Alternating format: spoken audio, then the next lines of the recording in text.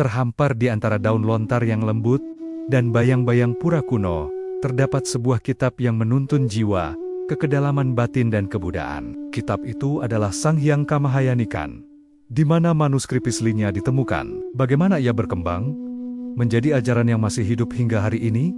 Mari kita telusuri jejaknya bersama Mistika Anomalis.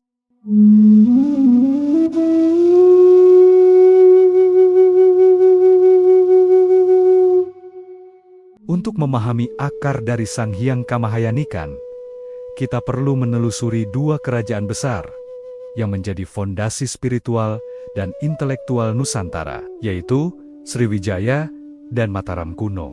Kerajaan Sriwijaya berdiri sejak abad ke-7 Masehi, dikenal sebagai pusat pembelajaran Buddhis terbesar di Asia Tenggara sebelum Nalanda mengalami kemunduran.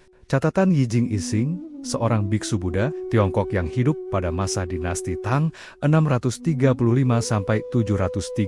Masehi, dikenal sebagai penjelajah dan penerjemah yang melakukan perjalanan laut dari Tiongkok ke India untuk belajar ajaran Buddha dan mengumpulkan kitab-kitab suci pada tahun 671 M, menyebut Sriwijaya sebagai tempat pelatihan bagi biksu yang hendak menempuh studi Mahayana. Di kuil-kuil Sriwijaya, ajaran Vajray, Na dan mantra Naya dikenalkan, termasuk konsep mandala, mudra, serta penyatuan kebijaksanaan dan welas asih prajna dan upaya. Inilah fondasi spiritual yang kelak menemukan bentuk tertulis dan filosofisnya dalam Sanghyang Kamahayanikan di Jawa. Dengan demikian, Sriwijaya menjadi sumber awal arus Mahayana Tantrayana yang menyebar melalui jalur laut menuju Jawa dan pulau-pulau di timur. Ketika arus ajaran itu berlabuh di Jawa Tengah pada abad ke-8 Masehi, ia menemukan rumah barunya dalam kerajaan Mataram kuno Rojeraja, seperti Sailendra dan Rakai. Panangkaran menjadi pelindung utama tradisi Mahayana. Membangun candi-candi seperti Borobudur, Sewu, dan Kalasan sebagai perwujudan ajaran tantrik. Penelitian Hensler Leiden 1981, Munandar 2004, dan Sukmono 1976 menunjukkan bahwa struktur tiga datu Kamadhatu, Rupadhatu, Arupadhatu yang dijelaskan dalam Sanghyang Kamahayanikan selaras dengan rancangan arsitektur Borobudur, suatu transformasi ajaran ke dalam bentuk fisik yang dapat dinaiki sebagai perjalanan spiritual. Jejak ajaran Sanghyang Kamahayanikan di Pulau Jawa dapat dipahami melalui dua lapisan utama, lapisan naskah dan lapisan simbolik monumental. Pada lapisan naskah, berbagai teks Jawa kuno, Iwagama, menampilkan struktur konseptual yang sejalan dengan ajaran Kamahayanikan, terutama mengenai tiga datu, Kamadhatu, Rupadhatu, dan Arupadhatu. Tiga tingkatan ini bukan hanya tatanan kosmologis, tetapi juga peta kesadaran manusia yang tercermin secara monumental dalam rancangan Candi Borobudur. Dari relief kehidupan duniawi di kaki Candi Kamadhatu, menuju representasi bentuk-bentuk murni kesadaran Rupadhatu, hingga puncak stupa agung yang melambangkan kekosongan tertinggi Arupadhatu. Kajian Hensler 1981, Sukmono 1976, dan Munandar 2004. Menunjukkan bahwa Borobudur dapat dibaca sebagai manifestasi konkret dari jalan meditasi yang sejalan dengan pola Kamahayanikan. Dengan kata lain, Sanghyang Kamahayanikan dapat dipahami sebagai peta jalan meditasi yang terstruktur, di mana teks memberikan panduan batin dan candi memberikan representasi fisik yang dapat dilalui. Sekitar abad ke-10 Masehi, dalam konteks Mataram Timur, muncul naskah-naskah yang kemudian dikodifikasikan sebagai Sanghyang Kamahayanikan. Dari fondasi yang kokoh inilah, Sanghyang Kamahayanikan lahir sebagai sebuah naskah. Namun, kelahirannya bukanlah cerita yang sederhana. Kitab ini ternyata tidak hanya ada dalam satu versi, melainkan tiga, masing-masing dengan rahasia dan perjalanannya sendiri. Siapakah mereka?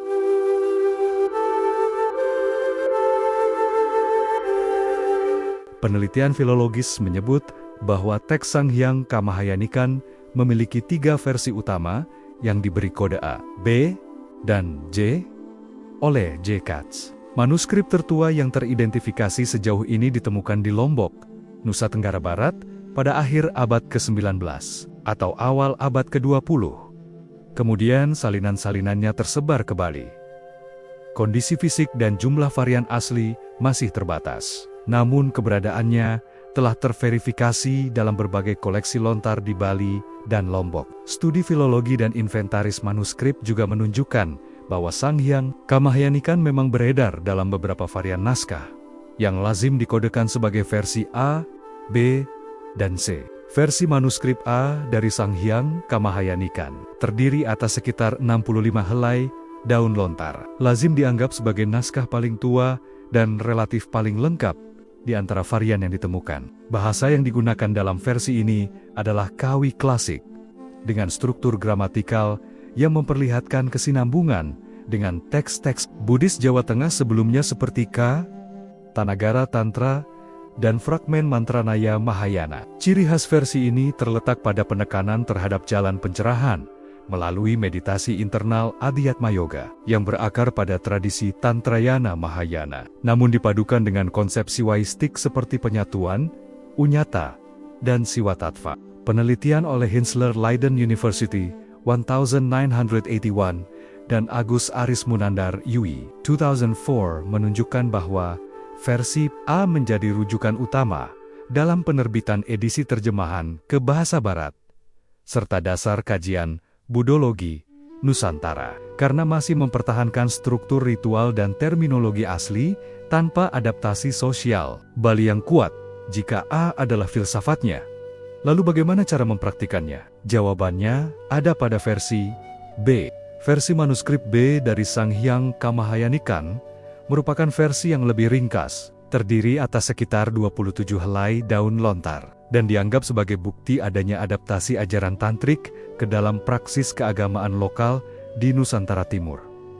Penelusuran katalog manuskrip oleh J. Katz 1910 yang kemudian diperbarui oleh Pusat Dokumentasi Lontar Bali dan publikasi Thai Journal of East Asian Studies 2018 mengindikasikan bahwa versi ini kemungkinan berasal dari naskah Jawa kuno yang lebih tua, tetapi telah mengalami proses redaksi ulang di lingkungan kependetaan Bali awal pada sekitar abad 14–15 Masehi. Berbeda dari versi A yang merupakan versi terlengkap dan cenderung menjadi rujukan utama di Jawa, yang lebih teoretis dan filosofis. Versi ini menekankan aspek ritual. Versi ini menekankan aspek ritual dan meditasi praktis, yaitu petunjuk pembangkitan kesadaran melalui tubuh, napas, dan pusat-pusat spiritual batin. Cakra Adhyatma. Bagi kalangan akademik, versi B sering dipandang sebagai jembatan penting antara filsafat Jawa Timur yang tinggi dan bentuk praksis keagamaan masyarakat Bali yang berlangsung hingga masa modern. Tapi, evolusi belum berakhir. Versi C menunjukkan penyatuan yang paling harmonis. Versi C dari Sanghyang Kamahayanikan menandai fase yang menarik dalam perkembangannya, suatu varian Lombok Bali yang dianggap sebagai fase ketiga, yang lebih dominan unsur siwaistiknya, namun tetap mempertahankan struktur metafisis dan terminologi Buddhis. Kajian Thai Journal of East Asian Studies 2018 dan Hensler 1981 menunjukkan bahwa versi ini mencerminkan periode akhir transmisi tradisi Siwa Buddha di Nusantara. Dalam versi C, istilah-istilah seperti Nyat, Tathat, Dharmad, Tu jarang muncul atau digantikan oleh konsep Paramasiwa, Tema, Uda, dan J. Nakaya, menunjukkan arah sinkretik yang kuat menuju bentuk spiritualitas Bali pasca Majapahit. Manuskrip tertua versi C yang berhasil diidentifikasi ditemukan di Lombok pada akhir abad ke-19 hingga awal abad ke-20. Disimpan dalam lingkungan Gria keturunan Wiku Kasogatan di wilayah Lombok Barat. Penemuan ini pertama kali dilaporkan oleh J. Katz 1910.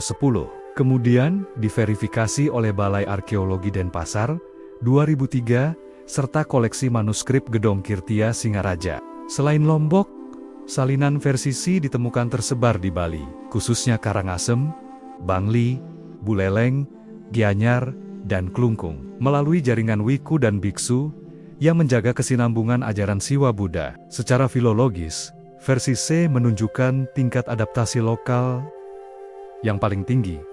Tidak hanya menjadi teks filsafat, tetapi juga berfungsi sebagai pedoman pemujaan yoga, dan penyatuan diri dengan Siwa Buddha Tattva prinsip atau realitas tiga versi.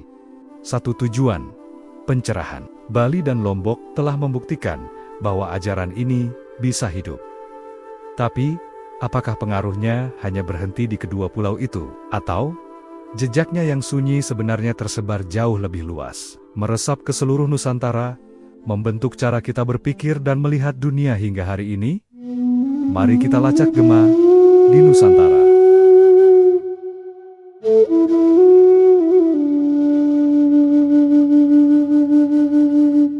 Di Sumatera, tanah kerajaan Sriwijaya, pusat ajaran Dharma di Asia Tenggara, para peneliti menemukan jejak ajaran Mahayana dan Tantrayana yang menjadi akar intelektual dan spiritual dari Sang Hyang Kamahayanikan. Prasasti Talang Tuo, inskripsi Palembang, dan catatan I Ching pada abad ke-7 menunjukkan bahwa Sriwijaya bukan sekadar pusat dagang, tetapi juga lingkungan pembelajaran yang mengajarkan Vajra, Mandala, dan Dhyana, tema-tema yang selaras dengan isi kitab Kamahayanikan. Dari catatan ini terlihat bahwa ajarannya, meski tanpa nama Kamahayanikan, telah mengalir sebagai arus kesadaran Mahayana yang hidup di tanah Sriwijaya. Perluasan pengaruh politik Sriwijaya dan jalur dagang maritim kemudian membawa jejak ini ke utara di Semenanjung Melayu. Di wilayah ini, para arkeolog menemukan Arca Avalokite, Vara dan Vajra, ikon penting ajaran tantrik. Beberapa lontar beraksara Jawa kuno ditemukan di pesisir Riau dan Kedah. Diduga berasal dari perpindahan manuskrip Jawa melalui jalur pelayaran abad ke-3-14 di Kalimantan. Ditemukan arca Vajra, stupa mini, dan sisa bangunan candi di tepi sungai-sungai dagang kuno. Para arkeolog mencatat bahwa simbol-simbol ini memiliki kemiripan dengan motif mandala dalam naskah Kamahayanikan.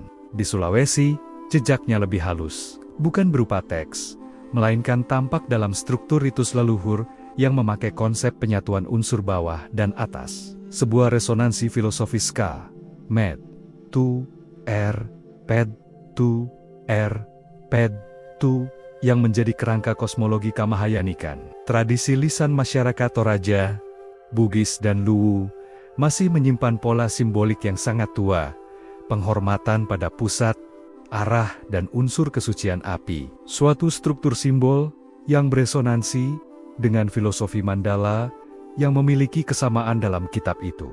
Dari Palembang hingga ke Sulawesi, jejak Sang Hyang Kamahayanikan, baik dalam wujud Vajra, Ra di prasasti kuno, maupun dalam pola simbolik tradisi lisan, menggarisbawahi betapa mendalamnya sinkretisme Siwa Buddha telah membentuk geografi spiritual Nusantara. Di Jawa Tengah, ajaran ini bertransformasi melalui sinkretisme Siwa Buddha yang tampak di kompleks Candi Sewu, Kalasan, dan Plaosan. Ikonografi seperti Vajra Potma, Arca Avalokite, Vara, dan simbol Linggayoni dalam satu situs menunjukkan bahwa para wiku pada masa itu memandang Siwa dan Buddha bukan sebagai dua sistem terpisah, melainkan dua sisi dari kesadaran yang sama. Di Jawa Timur, kesinambungan ajaran ini terlihat pada Candi Jago, Jawi, dan Penataran, serta dalam naskah Sutasoma karya Empu Tantular. Ungkapan terkenalnya, Bhinneka Tunggal Ika, Tanhana Dharma Mangrua,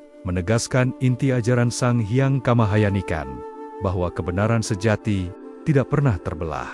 Kajian filologis yang berfokus pada lontar-lontar kecil di Blitar, Malang, dan Lumajang, seperti yang didokumentasikan oleh peneliti-peneliti Balai Arkeologi, menemukan petikan meditasi dan mantra Naya Yoga yang menggemakan pola ajaran Kamahayanikan. Meskipun praktik Wiku Kamahayanika tidak lagi hidup di permukaan seperti di Bali, roh ajarannya tetap berdenyut dalam budaya Jawa, dalam bentuk yang lebih halus, melebur dalam bahasa, etika, dan cara masyarakat memandang keselarasan antara manusia, alam, dan batin. Di kawasan Tengger dan lereng-lereng pegunungan Jawa Timur bagian utara, sejumlah antropolog seperti Hefner, 1985, dan Sutrisno UGM, 2009, mencatat bahwa jejak ajaran ini bertahan dalam bentuk ritual lokal yang diam-diam menyimpan napas Kamahayanikan. Praktik seperti pemujaan Dewa Hyang, penghormatan 4 penjuru arah, serta konsep penyucian diri melalui asap dupa dan tirta gunung, menunjukkan kesinambungan simbolik dengan sistem mandala dan mantra nyasa dalam Kamahayanikan. Di pulau yang berubah oleh zaman ini, Sang Hyang Kamahayanikan tetap hidup, bukan lagi dalam mantra panjang atau upacara besar, tetapi dalam kesadaran sehari-hari mereka yang masih menatap langit timur setiap pagi dan berbisik dalam hati. Siwa dan Buddha adalah satu dalam cahaya kesadaran. Selepas masa keemasan Jawa Tengah dan Jawa Timur, manuskrip dan gagasan dalam Sang Hyang Kamahayanikan tidak berhenti di tepian Borobudur atau di naskah-naskah lontar Bali. Ia berlayar bersama angin dan pelaut Nusantara, menyeberang dari pelabuhan ke pelabuhan, dari tangan para wiku ke keluarga-keluarga penyimpan pengetahuan. Dari Lombok, naskah-naskah Sang Hyang Kamahayanikan yang ditemukan pada akhir abad ke-19 menjadi kunci memahami persebaran ini. Namun beberapa catatan lapangan kolonial juga menyinggung kemungkinan fragmen. Naskah serupa pernah dikirim ke wilayah Sumbawa dan Flores. Sebagian naskah Kamahayanikan yang kini dikenal berasal dari koleksi kolonial disalin, dibawa, dan tersimpan di Leiden. Di antara ribuan manuskrip Jawa Bali yang dihimpun dari berbagai pelabuhan Nusantara. Jejak tinta pada lontar-lantar itu menunjukkan bahwa ajaran ini tidak terikat pada satu tempat, melainkan pernah beredar luas mengikuti perjalanan pelayar, pedagang, dan pandita yang melintas antar pulau. Di sana, di antara katalog lama dan lembaran rapuh berusia ratusan tahun, kita menemukan jejak paling sunyi bahwa Kamahayanikan bukan hanya kitab, tetapi arus pengetahuan yang menyeberangi batas geografis dan budaya. Di antara helai lontar yang rapuh itu, tersimpan rahasia perjalanan panjang, kesadaran Nusantara, dari Borobudur hingga Budakeling, dari Budakeling hingga Lombok, dan dari Lombok hingga ke hati manusia yang masih mencari terang di dalam dirinya sendiri. Demikianlah kisah suci dari kebijaksanaan Nusantara, bahwa meski tak lagi terbaca sebagai teks, ajarannya tetap bernafas dalam simbol, arca, dan ritual yang tersembunyi di tengah heningnya pulau-pulau itu. Di sana, di antara katalog lama dan lembaran rapuh berusia ratusan tahun, kita menemukan jejak paling sunyi, bahwa Kamahayanikan bukan hanya kitab, tetapi arus pengetahuan yang menyeberangi batas geografis dan budaya. Dalam keheningan naskah-naskah yang tersisa, tersimpan pesan abadi, bahwa pengetahuan sejati tidak pernah hilang, hanya bertransformasi dari teks menjadi praktik, dari mantra menjadi kehidupan, dari ajaran menjadi kesadaran kolektif bangsa.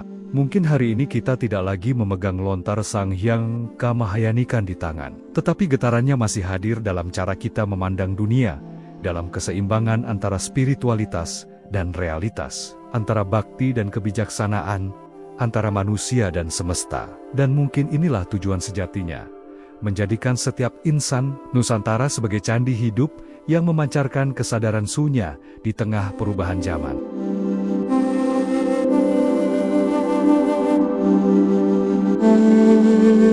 Thank you.